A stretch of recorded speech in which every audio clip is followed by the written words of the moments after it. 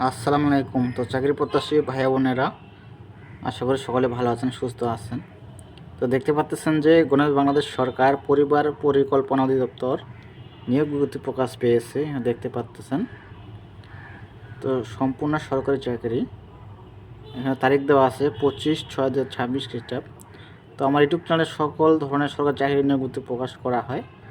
যারা আমার ইউটিউব চ্যানেলে এখনও সাবস্ক্রাইব করেন নাই, যারা সকল ধরনের সরকারি চাকরি নিয়োগ বিজ্ঞপ্তি পেতে চান, তো অবশ্যই চ্যানেলটিকে সাবস্ক্রাইব করে সাথে থাকবেন। তো নিয়োগতে আসা মাত্রই আপনাদের উদ্দেশ্যে আপলোড দিয়ে থাকি। তো এখানে যে দেওয়া আছে সব কিছু জানাবো।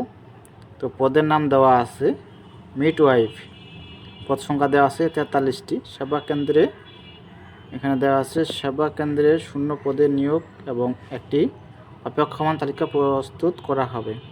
তো যোগ্যতা থাকতে হবে যে দেওয়া আছে 3 বছর মেয়াদী ডিপ্লোমা ইন মিডওয়াইফারি পরীক্ষা উত্তীর্ণ এবং Bangladesh nursing and midwifery council BNMC কৃতজ্ঞ স্বীকৃত সনদধারী হতে হবে। প্রজনন, স্বাস্থ্য, মা ও শিশু স্বাস্থ্য এবং পরিবার পরিকল্পনা সেবায় অভিজ্ঞ প্রার্থীদের অগ্রাধিকার প্রদান করা হবে।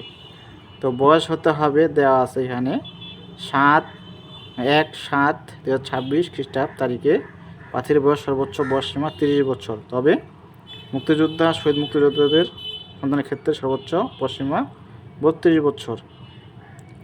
মাসিক বেতন দেওয়া আছে এখানে 40,000 টাকা। আপনাদের বেতন পড়বে 40,000 টাকা। অন্যান্য সুবিধা প্রযোজ্য নয়। আর এখানে দেওয়া আছে চাকরির মেয়াদকাল যে দেওয়া আছে 31/12/26 খ্রিস্টাব্দ তারিখ পর্যন্ত। তবে UNFPA এর অর্থায়ন প্রাপ্তি সাপেক্ষে এবং কৃতপক্ষের অনুমোদন ক্রমে চাকরির মেয়াদ বৃদ্ধি করা যেতে পারে। মেয়াদ বৃদ্ধির ক্ষেত্রে নিয়োগপ্রাপ্তদের মধ্য হতে মেধাক্রম অনুযায়ী প্রয়োজনীয় সংখ্যক জনবল নির্বাচন করা হবে। আর এখানে যে দেওয়া আছে শর্তাবলী, প্রার্থীদের অবশ্যই আগামী 7/7/26 খ্রিস্টাব্দ তারিখ বিকাল 4টার মধ্যে আপনাদেরকে সব কিছু দিতে হবে, আবেদন করতে হবে। তো 7/7 সামনের মাসের 7 তারিখ বিকাল 4টা পর্যন্ত।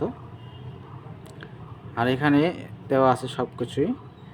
অসম্পূর্ণ ও ত্রুটিযুক্ত আবেদন সরাসরি বাতিল বলে গণ্য হবে। আবেদনপত্রে স্পষ্ট করে বাংলা প্রার্থীর নিজ নাম, পিতার নাম, স্বামীর নাম, প্রযোজ্যক্ষেত্রের মাতার নাম, বর্তমান ঠিকানা, গ্রাম মোলা, ডাকঘর, পোস্টকোড, উপজেলা, স্থায়ী ঠিকানা, গ্রাম মোলা, ডাকঘর, পোস্টকোড, সব কিছুই দেওয়া আছে। শিক্ষাযোগ্যতা, জাতীয়তা, জন্ম তারিখ, ধর্ম, অভিজ্ঞতা, বৈবাহিক অবস্থা সব কিছুই দেওয়া আছে, এগুলো দিতে হবে।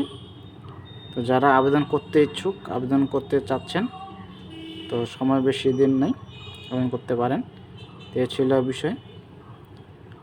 তো দেখা হবে পরবর্তী সার্কুলার নিয়ে।